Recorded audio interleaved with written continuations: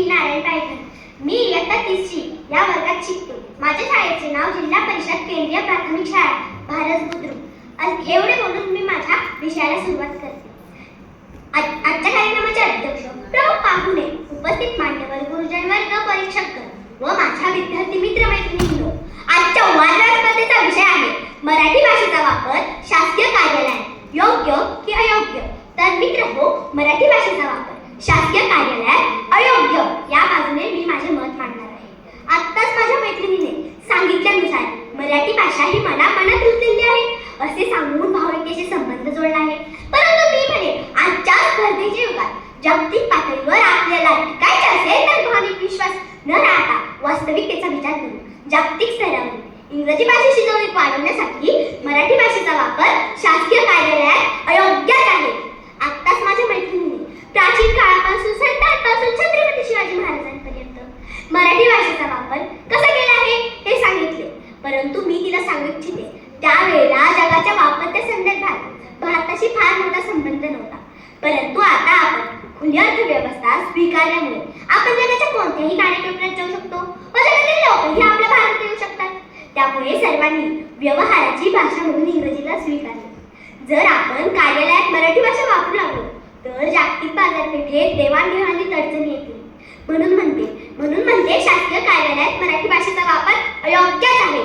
आत्ताच माझी मैत्रीण म्हणाली, लाडकी बहीण योजनेचे फॉर्म मराठीतूनच भरावे लागले.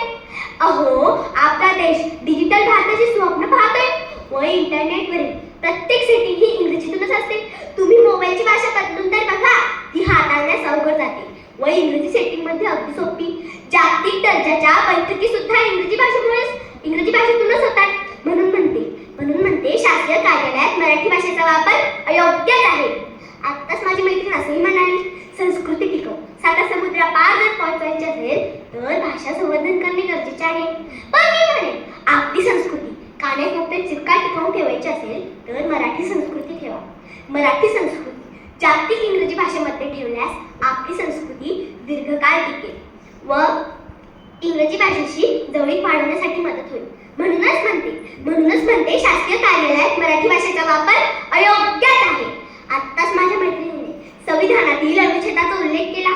पण मी तिला हे सांगू इच्छिते, ज्या संविधानाबद्दल तू बोलते त्या संविधानाचे शिल्पकार डॉक्टर बाबासाहेब आंबेडकर यांना वेगवेगळ्या देशातील राज्यघटनेचा अभ्यास करण्यासाठी इंग्रजीचाच वापर घ्यावा लागला व कार्यालयात प्रत्येक व्यवहार जसे की फोन पे, गुगल पे, नेट बँकिंग हे इंग्रजीतूनच असते. म्हणून म्हणते शासकीय कार्यालयात मराठी भाषेचा वापर अयोग्यच आहे. मित्रांनो, तुम्हाला माहित आहे का, 1.5 अब्जाहून अधिक लोक इंग्रजी बोलतात. त्यामुळे शासकीय कामात प्रवीणता येते. संगणक हाताळण्यास फाईलीतील भाषा समजण्यास मदत होते. अहो, आपल्या न्यायालयाची भाषा आजही इंग्रजीतच आहे. पण आपण मराठीचा आग्रह धरतो. त्यामुळे आपण